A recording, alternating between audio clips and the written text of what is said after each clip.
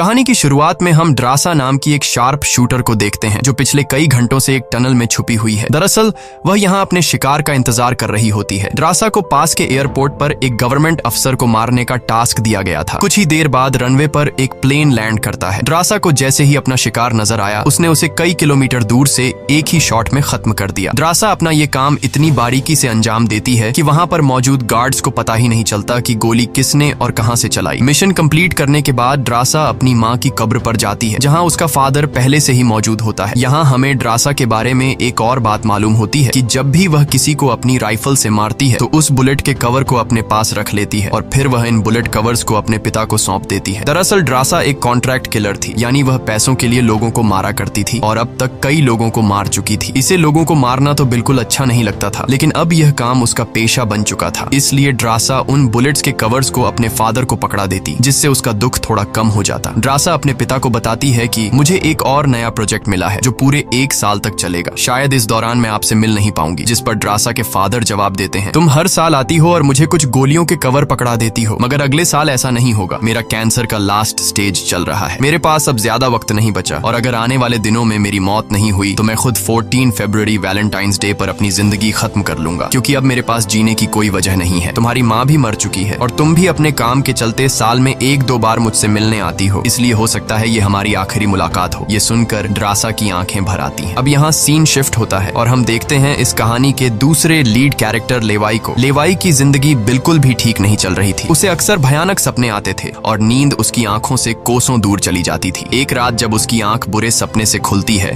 तो लेवाई अपने घर से बाहर निकलकर समुद्र के किनारे पर आता है। यहाँ उसे थोड़ा बेहतर महसूस होता है और वह अपनी डायरी में कुछ लिखने लगता है। तभी लेवाई को अचानक उसके फोन पर एक मैसेज आता है। उस मैसेज में उसे एक एड्रेस दिया गया होता है जहाँ उसे जल्द से जल्द पहुंचने का कहा गया होता है। लेवाई बिना वक्त गंवाए एक मिलिट्री बेस पर पहुंचता है और वहां उसकी मुलाकात होती है एक लेडी ऑफिसर से जिसका नाम बार्तो है। बातचीत के दौरान हमें पता चलता है कि लेवाई कोई आम इंसान नहीं बल्कि एक आर्मी ऑफिसर था, लेकिन अब वह रिटायर हो चुका है और सिर्फ इतना ही नहीं, वह एक डेडली स्नाइपर भी रह चुका है। वह अब तक 200 से भी ज्यादा लोगों को स्नाइपिंग से मार चुका है। बार्तो लेवाई से कहती है, मैं तुम्हें एक मिशन पर भेजना चाहती हूँ क्योंकि तुम एक बहुत ही अच्छे स्नाइपर हो और ये सिर्फ तुम ही कर सकते हो। लेकिन मिशन पर भेजने से पहले बार्तो लेवाई से एक बहुत ही जरूरी सवाल पूछती है, अगर तुम इस मिशन पर गए तो क्या तुम्हें याद करने वाला पीछे कोई है? ये बात सुनकर लेवाई को कुछ अजीब लगने लगता है, लेकिन फिर वह जवाब देता है, नहीं, मेरा इस दुनिया में अब कोई भी अपना नहीं है। ये सुनकर वो लेडी लेवाई से कहती है, तुम तैयारी कर लो, कुछ घंटे बाद तुम्हें उस मिशन पर भेजा जाएगा और वहाँ तुम्हें 1 साल के लिए रहना है। इसके बाद लेवाई को बेहोश कर दिया जाता है और जब उसकी आंख खुलती है तो वह अपने आप को एक एरोप्लेन में पाता है। लेवाई कुछ समझ नहीं पाता कि आखिर उसे कहाँ ले जाया जा रहा है और उसे किस तरह का मिशन सौंपा गया है। इसलिए लेवाई वहाँ पर मौजूद एक सोल्जर से पूछता है, मुझे कहाँ ले जाया जा रहा है? लेकिन वह सोल्जर लेवाई की इस बात का कोई जवाब नहीं देता, बस इतना कहता है, अपना आईडी और वॉच हमें दे दो, ये सब तुम्हें तब वापस मिलेगा जब तुम्हारा मिशन पूरा हो जाएगा। थोड़ी देर बाद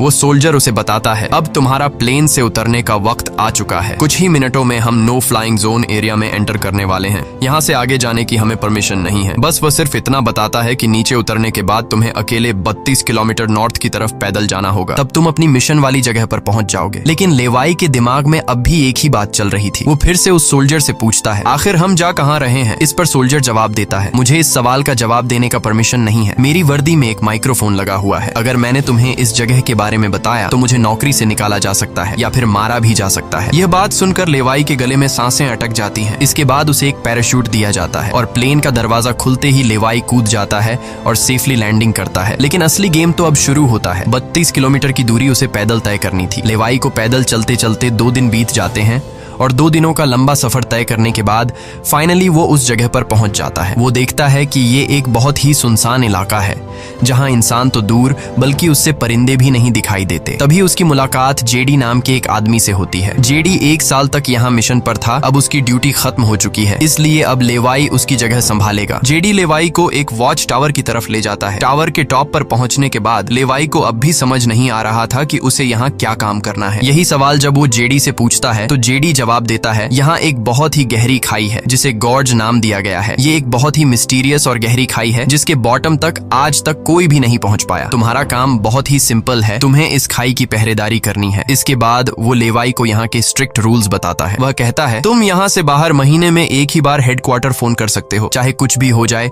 तुम बाहर की दुनिया से जुड़ने की उम्मीद मत रखना। ये टावर, जिसे हम वेस्ट टावर कहते हैं, इसके ठीक सामने ईस्ट टावर है, वह रशिया का है। वहाँ भी एक गार्ड अपनी ड्यूटी निभा रहा है, लेकिन तुम दोनों के बीच कोई भी कॉन्टैक्ट अलाउ नहीं है। तुम्हें सिर्फ अपनी ड्यूटी पर ध्यान देना है और हाँ, आने वाले खतरे के लिए हर वक्त तैयार रहना, क्योंकि यहाँ तुम पर किसी भी वक्त हमला किया जा सकता है। यहाँ ऑटोमेटिक गन्स और नीचे ढेर सारे लैंड माइन्स लगाए हुए हैं। अगर ऑटोमेटिक गन्स में गोलियां खत्म हो जाए तो उसे हमेशा रिलोड रखना, क्योंकि हमले के दौरान ऑटोमेटिक गन्स तुम्हारी बहुत काम आएगी। और आखिरी बात, अगर तुम्हें कभी भी यहाँ तेज सायरन की आवाज सुनाई देने लगे तो तुम बिना सोचे समझे यहाँ से भाग जाना। जेडी कहता है, मुझे भी नहीं पता कि ऐसा क्यों बोला गया है, लेकिन मुझे जो पिछले ड्यूटी वर्कर ने बताया था वही मैं तुम्हें बता रहा हूँ। लेवाई उसकी सारी बातें अच्छी तरह से सुन लेता है, पर उसका सवाल एक ही था। वह पूछता है, आखिर यहाँ ऐसा क्या है जिसके लिए इतनी स्ट्रिक्ट सिक्योरिटी लगाई गई है? तभी जेडी एक ग्रेनेड निकालता है और इस ग्रेनेड को उस गहरी खाई में फेंक देता है। ग्रेनेड जैसे ही खाई की गहराइयों में धमाका करता है, वहाँ से एक अजीब भयानक आवाज गूंजने लगती है। वो आवाज किसी इंसान की बिल्कुल भी नहीं थी, वो किसी ऐसी चीज की थी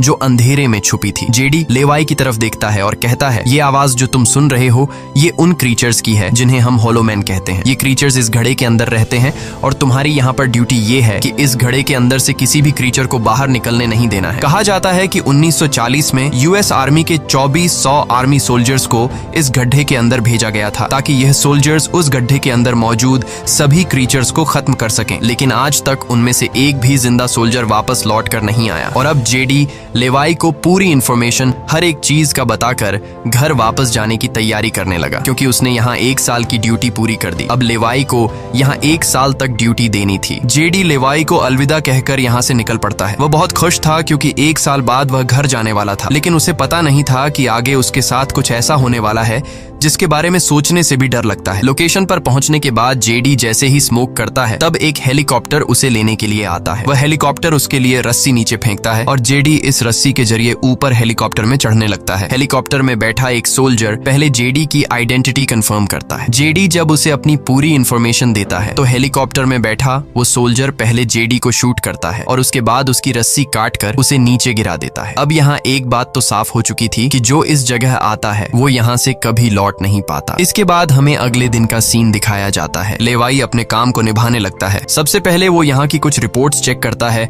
और जिन ऑटोमेटिक गन्स में गोलियां खत्म होती हैं उन्हें रीलोड करता है। इसी तरह से दिन गुजरते हैं और फिर 1 महीना। अब लेवाई को ये जगह बोरिंग फील होने लगी। वो सोचता है कि क्या 1 साल तक यहाँ बस अकेले ही रहना है, न किसी से बातचीत और न ही कोई एंटरटेनमेंट। इसीलिए टाइम पास करने के लिए वो अलमारी में रखी किताबें पढ़ने का सोचता है। जब वो अलमारी से किताबें निकालता है तो अचानक उसकी नजर अलमारी के पीछे की दीवार पर पड़ती है। उस दीवार पर कुछ नोट्स लिखे होते हैं। ये उन सभी लोगों के नोट्स थे जो इससे पहले इस टावर में अपनी ड्यूटी कर चुके थे। हर नोट में डर, अकेलापन और होलोमैन के खतरों का जिक्र था। एक दिन लेवाई को वेस्ट टावर से मशीन चलने की आवाज आती है। लेवाई जल्दी से अपने टेलीस्कोप से दूर से ईस्ट टावर को देखने की कोशिश करता है और तभी उसे एक लड़की दिखाई देती है और ये लड़की कोई और नहीं बल्कि ड्रासा होती है, जो कि उसकी अच्छी स्नाइपिंग की वजह से उसे इस टावर पर ड्यूटी दे दी गई थी। ड्रासा की खूबसूरती देखते ही लेवाई की नजरें उस पर जम जाती हैं, लेकिन लेवाई उससे बात नहीं कर पाता क्योंकि ऐसा करना रूल्स की खिलाफ वर्जी थी और ड्रासा को भी वेस्ट टावर में बैठे लेवाई के बारे में पता चल चुका था। अब इसी तरह से दिन गुजरते हैं और ये दोनों सोचते हैं कि क्या हमें एक दूसरे से बात करनी चाहिए या नहीं। कुछ दिन बाद ड्रासा का जन्मदिन आता है। अकेलेपन में घिरी हुई ड्रासा को लगता है कि उसे किसी से बात करनी चाहिए। वो लेवाई से बात करने की कोशिश करती है। ड्रासा एक व्हाइट बोर्ड के जरिए लेवाई से पूछती है, तुम्हारा नाम क्या है? इस पर लेवाई को रूल्स याद आते हुए कहता है कि नाम बताना अलाउड नहीं है, लेकिन ड्रासा मुस्कुराते हुए अपना नाम बताती है, मेरा नाम ड्रासा है। लेवाई भी ज्यादा न सोचते हुए अपना नाम बता देता है। ड्रासा बताती है कि आज मेरा बर्थडे है और ड्रासा अपने बर्थडे को सेलिब्रेट करते हुए डांस करने लगती है। ड्रासा लेवाई से पूछती है, क्या तुम्हें डांस करना आता है? लेवाई बताता है, नहीं, मुझे डांस करना बिल्कुल भी नहीं आता। जिस पर ड्रासा पूछती है, तो फिर तुम्हें क्या करना आता है? लेवाई जवाब देते हुए बोर्ड पर लिखता है, मैं शूटिंग थोड़ी बहुत अच्छी कर लेता हूँ। यहाँ ट्रासा उसकी शूटिंग स्किल्स चेक करने के लिए अपने टावर पर एक छोटी सी बॉटल उसके सामने रख देती है और लेवाई अपने टारगेट को निशाने पर रखते हुए एक ही गोली में उस बॉटल को फोड़ देता है। अब यहाँ ट्रासा भी पीछे रहने वाली नहीं थी। वह भी अपनी शूटिंग स्किल्स को दिखाते हुए लेवाई के टावर में रखी एक छोटे सी बॉटल को बिल्कुल परफेक्ट शूट कर लेती है, जिससे लेवाई को पता चलता है कि ट्रासा कोई आम लड़की नहीं बल्कि वह एक डेडली स्नाइपर है। धीरे धीरे दोनों की बातचीत बढ़ने लगती है। ट्रासा और लेवाई एक दूसरे को समझने लगते हैं, लेकिन तभी जब ये दोनों बातचीत में मसरूफ होते हैं, ट्रासा की नजर अचानक नीचे गड्ढे की तरफ जाती है। वो देखती है कि नीचे से कुछ भयानक क्रीचर्स यानी होलोमैन तेजी से वेस्ट टावर की तरफ चढ़ रहे हैं। वह जल्दी से लेवाई को अलर्ट करती है, नीचे देखो, तुम्हारी तरफ कुछ क्रीचर्स बढ़ रहे हैं। लेवाई जैसे ही नीचे देखता है, उसकी आंखें चौंक जाती हैं। नीचे सिर्फ एक या दो नहीं बल्कि हजारों क्रीचर्स ऊपर की ओर बढ़ रहे होते हैं। वो बिना वक्त गंवाए अपनी स्नाइपर राइफल उठाता है और एक एक करके क्रीचर्स को शूट करने लगता है, लेकिन क्रीचर्स की तादाद इतनी ज्यादा होती है कि लेवाई उन्हें अकेले संभाल नहीं पाता। इसलिए ट्रासा भी अपनी मशीन गन से गोलियां बरसाने लगती है। अब वेस्ट टावर यानी ट्रासा की तरफ भी क्रीचर्स बढ़ने लगे। ये दोनों अपनी अपनी साइड से इन क्रीचर्स को मारने लगते हैं, लेकिन तभी लेवाई देखता है कि एक क्रीचर ऊपर ट्रासा के टावर तक पहुंच चुका है और वह क्रीचर जैसे ही ट्रासा पर हमला करने वाला होता है तो लेवाई ईस्ट टावर से अपनी जबरदस्त स्नाइपिंग स्किल्स का इस्तेमाल करते हुए उस क्रीचर को मार गिराता है। अब लेवाई और ट्रासा दोनों को एहसास हो जाता है कि इस खतरनाक जगह में अगर जिंदा रहना है तो उन्हें मिलकर लड़ना होगा। सब कुछ संभालने के बाद ट्रासा बताती है, ये मेरी लाइफ का सबसे बेस्ट बर्थडे था। अगली सुबह लेवाई नीचे लगी लैंड माइंस को ठीक करता है और ऑटोमेटिक गन को रीलोड करता है। तभी अचानक खाई के अंदर से एक ड्रोन निकलता है। वो ड्रोन कुछ सेकंड्स तक लेवाई की तरफ देखता है। ड्रोन अजीब तरीके से स्कैन करता है। ये देखकर लेवाई हैरान रह जाता है और उसे कुछ समझ नहीं आता कि ये ड्रोन क्यों और किसके लिए भेजा गया था। इस तरह से दिन गुजरते हैं और फिर महीने। इन दोनों की आपस में दोस्ती होने के बाद अब उनके दिन अच्छे गुजर रहे थे और अब उन्हें अकेलापन बिल्कुल भी महसूस नहीं होता था। पर एक दिन ट्रासा बहुत ज्यादा सैड होती है क्योंकि आज 14 फेब था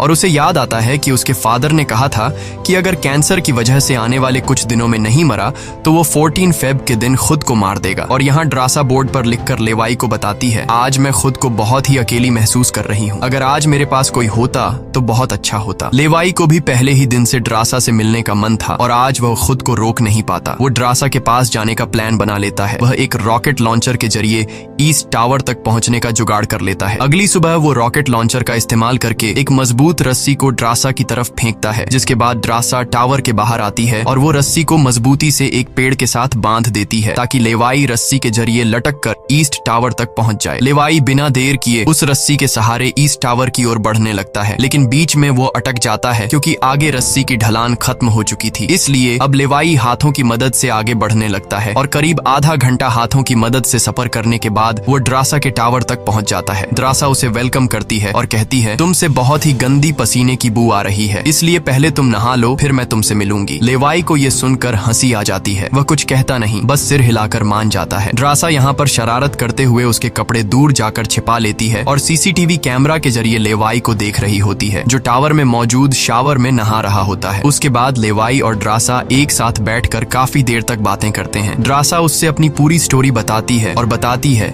कि अब इस दुनिया में मेरा कोई नहीं रहा, सिर्फ मेरे फादर जिंदा बचे थे, पर कल के दिन उसने भी खुद को मार दिया होगा। यहाँ लेवाई भी ट्रासा को रात में आने वाले भयानक सपने और अपने उन दिनों के किस्से सुनाता है जब वो यूएस आर्मी में था। इस तरह से बातें करते करते रात हो जाती है। ट्रासा यहाँ एक सॉफ्ट म्यूजिक लगा लेती है। ये दोनों म्यूजिक की धुन पर डांस करने लगते हैं। इसी डांस के दौरान वो एक दूसरे के करीब आने लगते हैं और उनके बीच रोमांस होने लगता है। कुछ देर बाद लेवाई ट्रासा की तरफ देखकर एक मुस्कान के साथ कहता है, मैंने तुम्हारे लिए एक शायरी लिखी है, जब हम यहाँ से निकलेंगे तभी मैं तुम्हें वो शायरी दूंगा। अगले दिन लेवाई को वापस अपने वेस्ट टावर लौटना था। वह ट्रासा को अलविदा कहता है और रस्सी के सहारे वेस्ट टावर की तरफ चलना शुरू कर देता है। ट्रासा भी उसे जाते हुए देखती रहती है, लेकिन तभी हम देखते हैं कि कुछ क्रीचर्स ऊपर टावर की तरफ बढ़ रहे हैं, जिनमें से एक क्रीचर वहां लगे लैंड माइन से टकरा जाता है और एक जोरदार धमाका होता है। लैंड माइन के फटने से जो उसके लोहे के पार्ट्स हवा में उड़ जाते हैं, उनमें से एक पार्ट रस्सी से टकरा जाता है, जिससे रस्सी टूट जाती है और वह तेजी से उस खाई में गिर जाता है। है। लेवाई को गिरते देखकर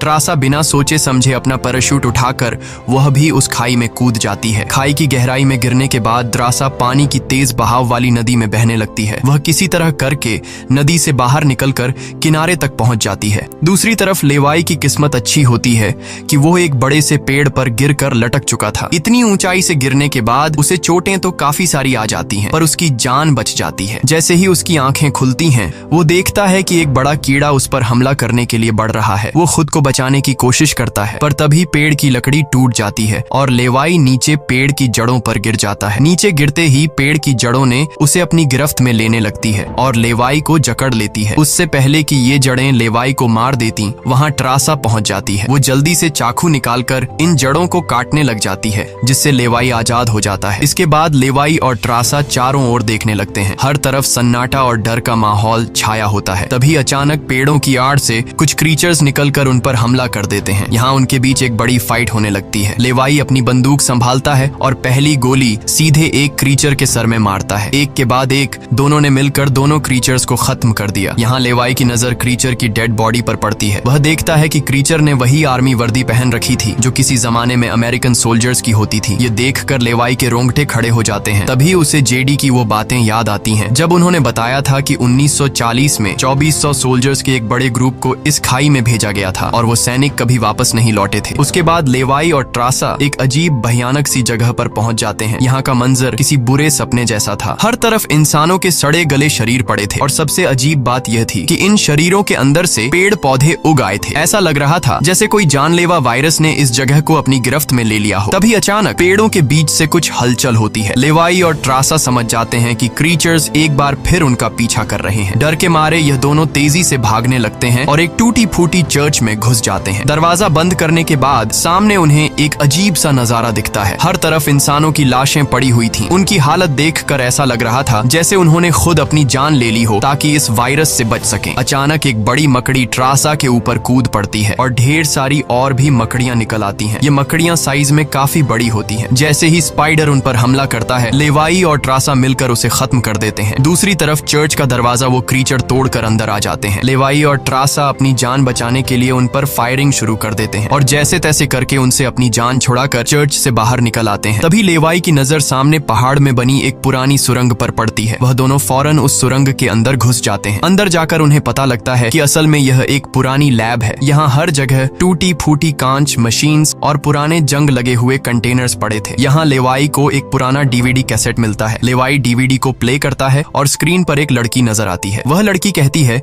कि हम लोग यहाँ एक सीक्रेट केमिकल मिसाइल प्रोजेक्ट पर काम कर रहे थे। हमारे साथ सैकड़ों साइंटिस्ट थे, पर एक दिन यहाँ भूकंप आया। भूकंप के तेज झटके से मिसाइल की केमिकल लीक हो गई। जहरीला केमिकल हवा में मिलने लगा। कुछ ही घंटों में लोग वायरस से इन्फेक्ट होने लगे। वह लड़की अपना पेट दिखाते हुए बताती है कि मैं भी इन्फेक्टेड हूँ। हालांकि हमने मिलिट्री को सब कुछ बताया। हमने उनसे कहा कि इस पूरे इलाके को बॉम्बिंग करके तबाह कर दिया जाए ताकि इन्फेक्शन और फैल न सके, लेकिन उन्होंने हमारी बात नहीं सुनी। इस वीडियो को देखने के बाद लेवाई को वहाँ एक नए जमाने का कंप्यूटर मिलता है। लेवाई को समझ नहीं आता कि इस जगह में आज के दौर का कंप्यूटर कैसे रखा गया है। लेवाई उसे ऑन करता है और उसमें मौजूद जानकारी को देखकर एकदम सुन रह जाता है। उसे डार्क लेक नाम की एक कंपनी के बारे में पता चलता है जो पैरामिलिट्री बनाने का काम करती है। ये कंपनी यहाँ से इन्फेक्टेड लोगों के सैंपल्स इकट्ठा करके अपने कंट्री के सोल्जर्स को सुपर सोल्जर्स में कन्वर्ट करने के लिए उन पर एक्सपेरिमेंट करती है। यही वजह है कि कोई भी देश इस जगह को मिटाना नहीं चाहता। इसके अलावा लेवाई को यह भी पता चलता है कि यह जो खाई है, यहाँ पर एक बहुत ही बड़ा मिसाइल है जिसकी एक्टिवेशन पर जब वो फटेगा तो 4.2 किलोमीटर की लंबाई में सब कुछ मिटा देगा। लेवाई और ट्रासा ये सारा राज समझ जाते हैं। उन्हें पता चल जाता है कि जिस लेडी बार्तो ने उन्हें यहाँ भेजा था वही इस जगह की ओनर है और वो इस जगह का गलत इस्तेमाल कर रही है। और इस जगह को सीक्रेट रखने के लिए लेडी बार्तो हमेशा ऐसे इंसान को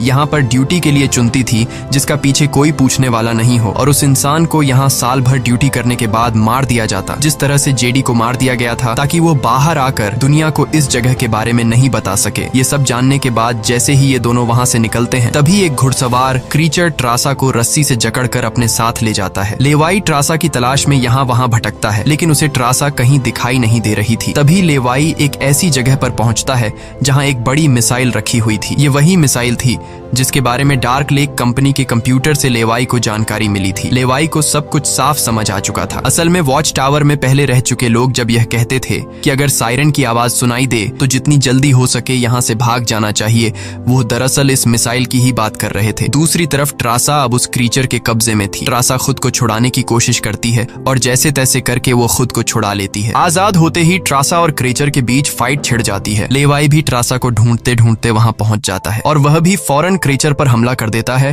और ये दोनों मिलकर उसे आग लगाकर जला देते हैं। और अब बारी आती है इन लोगों की यहाँ से निकलने की, मगर आगे का रास्ता और भी ज्यादा मुश्किल था। जैसे ही लेवाई और ट्रासा आगे बढ़ते हैं, सामने एक खतरनाक इलाका आता है जहाँ से निकलना एक बहुत ही बड़ा चैलेंज था। यहाँ इंसान और पौधे आपस में पूरी तरह से जुड़े हुए थे, जैसे कि वह किसी खतरनाक एक्सपेरिमेंट का नतीजा हो। खैर, ये लोग हर कदम को संभाल कर रखते हुए आगे बढ़ते हैं कि तभी ट्रासा का पैर फिसल जाता है, जिससे ये पौधे एक्टिवेट हो जाते हैं। वो ट्रासा को जकड़ लेते हैं, लेकिन यहाँ लेवाई हिम्मत दिखाते हुए आगे बढ़ता है और अपनी पूरी ताकत से ट्रासा को छुड़ा लेता है। वह बॉम्ब का इस्तेमाल करके वहां के पूरे प्लांट सिस्टम को उड़ा देता है। लेवाई ट्रासा को लेकर वहां से बाहर निकल आता है। थोड़ा सा आगे चलने के बाद उन्हें एक गैराज नजर आता है जहां पर एक गाड़ी खड़ी होती है। ये दोनों जल्दी से उस गाड़ी में बैठ जाते हैं और उस जगह से निकलने की कोशिश करने लगते हैं। आखिरकार कुछ दूरी तय करने के बाद उन्हें एक रस्सी नजर आती है जो ऊपर वॉच टावर तक जाती थी, लेकिन अब वो क्रीचर्स भी उनका पीछा करते हुए वहां तक पहुंच चुके थे। अब यहाँ रस्सी को हाथों से पकड़कर ये लोग अगर ऊपर चढ़ते तो ये क्रीचर्स इन्हें मार देते। इसलिए लेवाई समझदारी से काम लेते हुए जीप को रस्सी से बांधकर ऊपर चढ़ने लगते हैं। ये लोग जीप को इसलिए रस्सी से बांध लेते हैं ताकि ये दोनों जीप में बैठकर उनके हाथ क्रीचर्स के साथ लड़ने के लिए फ्री हों। वो क्रीचर्स उन पर हमला करते हैं और यहाँ उनके बीच एक बड़ी फाइट होती है, लेकिन वो क्रीचर्स तादाद में काफी ज्यादा थे, इसलिए वो इन पर भारी पड़ रहे थे। यहाँ लेवाई के दिमाग में एक आइडिया आता है। वह जीप की पेट्रोल टैंक इन क्रीचर्स पर लीक कर देता है, जिससे निकलने वाले तेल को आग लगाकर उन सभी क्रीचर्स को जला देता है और आखिर में ये लोग उस जीप की रस्सी काट कर उसे नीचे छोड़ देते हैं, जिससे वो सभी क्रीचर्स मारे जाते हैं। इस तरह से ये लोग फाइनली ऊपर चढ़ने में कामयाब हो जाते हैं। अब इन दोनों को पता चल चुका था कि अगर ये दोनों यहाँ साल भर ड्यूटी कर भी लें तब भी आखिर में इन दोनों को मार दिया जाएगा। इसलिए अब ये दोनों एक बड़ा फैसला करते हैं कि अब वो इस जगह की रक्षा नहीं करेंगे, बल्कि इस जगह को तबाह कर देंगे ताकि इनकी तरह कोई दूसरा सोल्जर यहाँ पर न फंस सके और इस जगह का गलत इस्तेमाल बंद हो जाए। ये सब करने के बाद ये दोनों यहाँ से दूर जाकर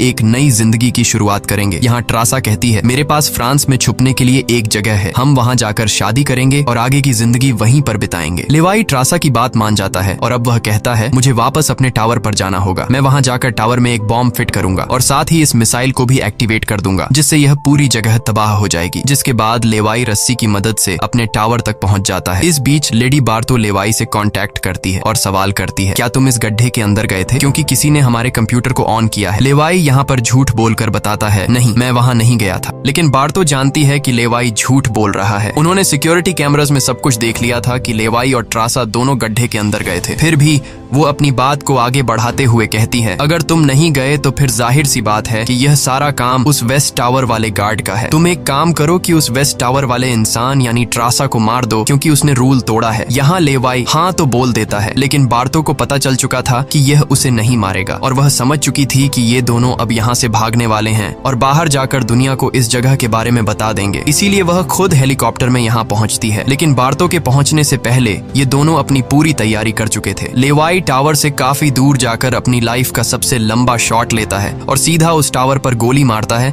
जो सीधा नीचे मिसाइल से कनेक्ट था, जिससे एक तेज सायरन बजने लगता है। अब उनके पास टाइम कम था। ये दोनों तेजी से भागने लगते हैं क्योंकि जब मिसाइल फटेगी तो वह 4.2 किलोमीटर के एरिया को तबाह कर देगी। लेवाई और ट्रासा दोनों पूरी ताकत से जंगल की ओर भागने लगते हैं। ट्रासा अपनी जान बचाते हुए उस जगह से काफी दूर निकल जाती है, लेकिन लेवाई के पैर में चोट आई थी जिससे वह तेज नहीं भाग सकता था। दूसरी तरफ बार्तो को भी यह समझ आ चुका था कि जल्द ही मिसाइल ब्लास्ट होने वाला है। ठीक इसी वक्त मिसाइल एक्टिवेट हो जाती है और एक बहुत ही बड़ा धमाका होता है जिससे पूरी खाई तबाह होने लगती है। ये ब्लास्ट इतना भयानक था कि उसके लपटने और झटके दूर तक फैल गए, जिसमें बार्तो का हेलीकॉप्टर भी उस धमाके की चपेट में आ जाता है और वह वहीं मारी जाती है। ट्रासा ने तो 4.2 किलोमीटर का फासला तय कर लिया था, लेकिन लेवाई उस धमाके की लपेट में आ जाता है और धमाके से आने वाली तेज हवा उसे पानी में गिरा देती है। दूसरी तरफ खाई में सभी क्रीचर्स मारे जाते हैं। अब सिर्फ ट्रासा उस धमाके में जिंदा बच गई थी और वह एक ऊंची जगह पर खड़ी होकर